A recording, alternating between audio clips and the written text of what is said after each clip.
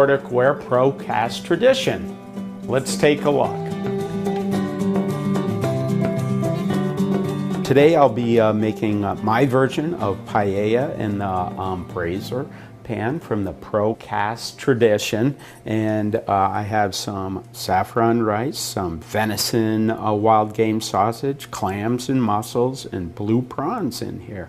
We're just gonna throw that in the oven and finish it off. And as you can see, this lid fits perfectly to seal in all the moisture. Fits nice in the oven, and there we go. The oven's at 350. So I'm going to check on the paella.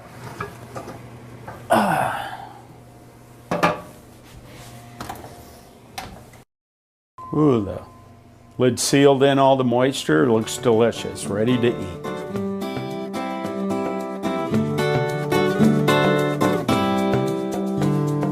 I have the Dutch oven here, and I've prepared clam chowder. This lid is easy to take on and off. It's light, and as you can see, the moisture didn't really stick to the top.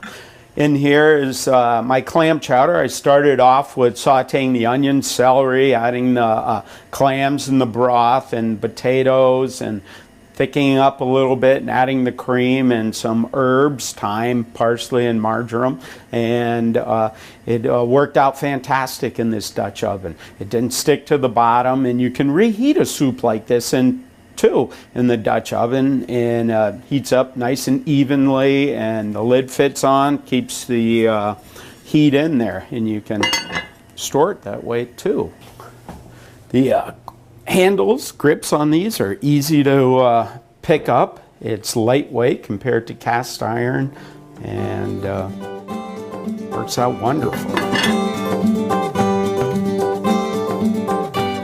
All right, I have a beautiful piece of Chinook king salmon here, and I'm going to put some of my Minnesota River Valley rub on it. So I'm just going to lightly put a little oil on here, and then I'm going to dunk it in the rub. All right.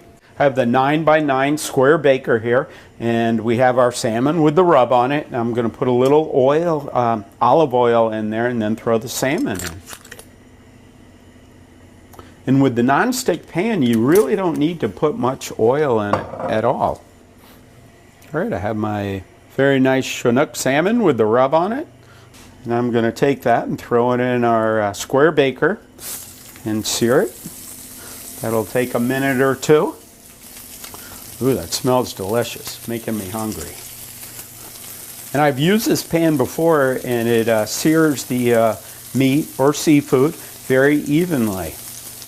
And what we can do too is start it off in this pan on the stove, and then go to the oven. Oh, that looks beautiful. So the rub is nicely browned on there, searing in the flavor. I have some roasted vegetables in here, some red onions, red peppers, yellow squash, zucchini, portobello mushrooms, and a little rosemary, thyme, and olive oil. And I roasted them. I'm just storing them in the saute pan, and then we're going to move them over to the 9x9 square baker. Okay, so we have our vegetables in the pan. I'm going to add a couple potatoes too. I have some fingerling potatoes, purple and just Yukons. We'll take the salmon and throw it on top of this. And then we're going to take the salmon and roasted vegetables and throw them in the oven.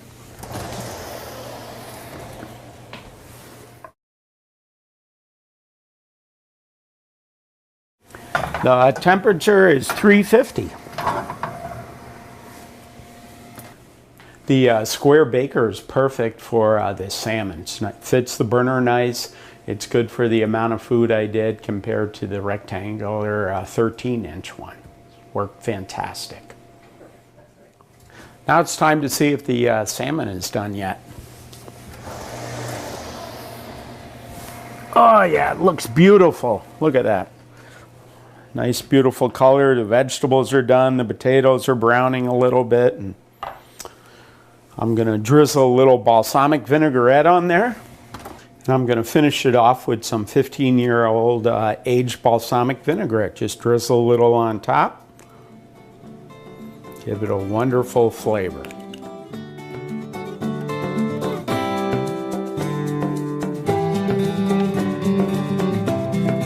I have two ideas here for the mini cocotte.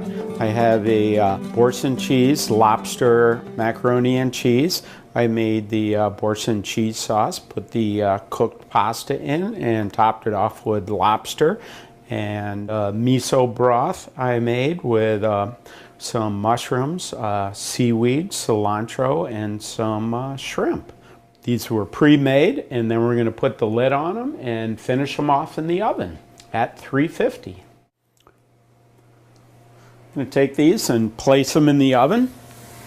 All we'll have to do is warm them up to about 165.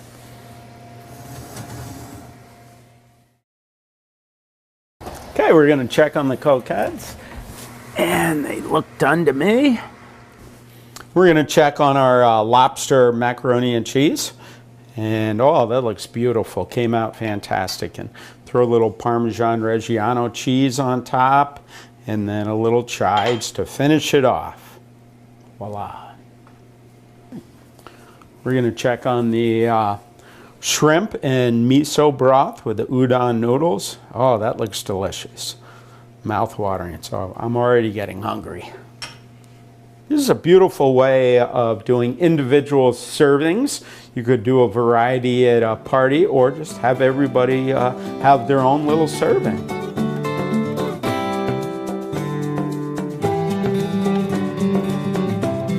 I have a chuck roast here, and we're going to braise that in the pan for pot roast. I'm going to take the salt and pepper and season it nicely on the outside. There we go. Have the chuck roast, and we're going to bring it over to our oval roaster, and we're going to braise it in the pan.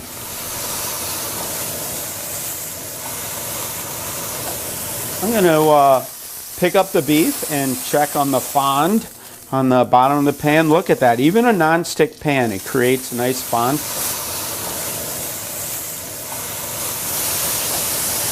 Now I'm adding the red wine now to give it a little flavor before we put it in the oven.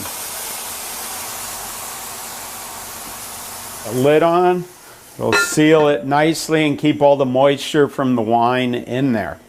And then place it in the oven. I'm going to turn the oven down a little bit to 300 and let it cook low and slow. Roast are nice that way, they come out tender.